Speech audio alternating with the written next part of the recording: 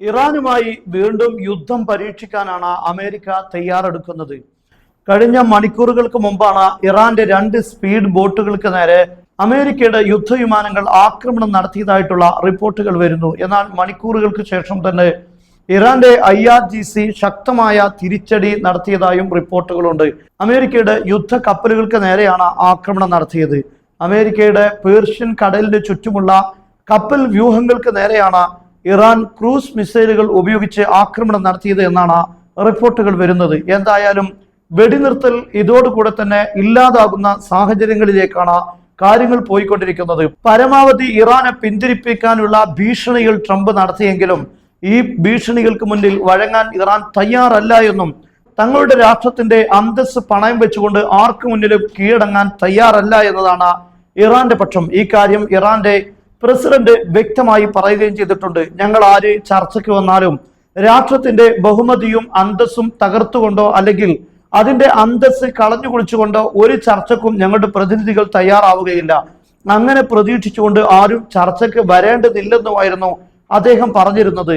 എന്നാൽ ഈ സാഹചര്യത്തിൽ വീണ്ടും ആക്രമണങ്ങൾ ആരംഭിക്കാനാണ് അമേരിക്ക തയ്യാറെടുക്കുന്നത് എന്നാണ് റിപ്പോർട്ടുകളിൽ നിന്നും മനസ്സിലാകുന്നത്. മാത്രമല്ല, കഴിഞ്ഞ ദിവസം ഇറാൻ മുന്നോട്ട് വെച്ച ഏറ്റവും പ്രധാനപ്പെട്ട കാര്യമാണ് ഇറാനുമായി ഏതൊരു വെടിനിർത്തലുണ്ടെങ്കിലും അത് ഹിസ്ബുള്ളക്കും ബാധകമാണ്. ഇസ്രയേലും ഹിസ്ബുള്ളയും തമ്മിൽ സംഘട്ടനം ഉണ്ടാകാൻ പാടില്ല. ഇസ്രയേൽ അതിക്രമങ്ങൾ അവസാനിപ്പിക്കണം, എങ്കിൽ മാത്രമേ വെടിനിർത്തൽ പ്രാബല്യത്തിൽ വരികയുള്ളൂ എന്നതാണ് ഇറാൻ മുന്നോട്ട് വെച്ച കാര്യം. എന്നാൽ കഴിഞ്ഞ ദിവസം തന്നെ ഇസ്രയേൽ വ്യക്തമായി പറഞ്ഞു, ഇത് ഹിസ്ബുള്ളക്കെതിരെ ഞങ്ങൾ ഇപ്പോൾ നടത്തിയ ആക്രമണത്തിലേറെ ശക്തമായ ആക്രമണം നടത്താൻ പോവുകയാണ്. ഒരിക്കലും ഹിസ്ബുള്ളയുമായി വെടിനിർത്തലിന് ഞങ്ങൾ സന്നദ്ധമല്ല എന്നാണ്. അത് ആര് ഇടപെട്ടാലും അതിലൊരു മാറ്റവും ഇല്ല എന്നാണ് ഇസ്രയേൽ പ്രഖ്യാപിച്ചിരിക്കുന്നത്. ഇതോടുകൂടെ തന്നെ ഇറാനുമായിട്ടുള്ള എല്ലാ സമാധാന ചർച്ചകളുടെയും സാഹചര്യങ്ങൾ അവസാനിച്ചിരിക്കുകയാണ്. കാരണം ഇറാനെ സംബന്ധിച്ചിടത്തോളം ഹിസ്ബുള്ളയുമായുള്ള വെടിനിർത്തൽ റെഡ് ലൈൻ ആണ്. കാരണം ഇറാൻ പിൻവാങ്ങി ഹിസ്ബുള്ളയെ ആക്രമണത്തിലേക്ക് തന്നെ ഉപേക്ഷിച്ചിടുക എന്നത് ഇറാന് ഒരിക്കലും സാധിക്കുന്ന കാര്യമല്ല. കാരണം ഇറാന്റെ ആവശ്യങ്ങൾക്ക് അനുസരിച്ചാണ് ഹിസ്ബുള്ള ഇസ്രയേലിന് നേരെ ആക്രമണം നടത്തുന്നത്.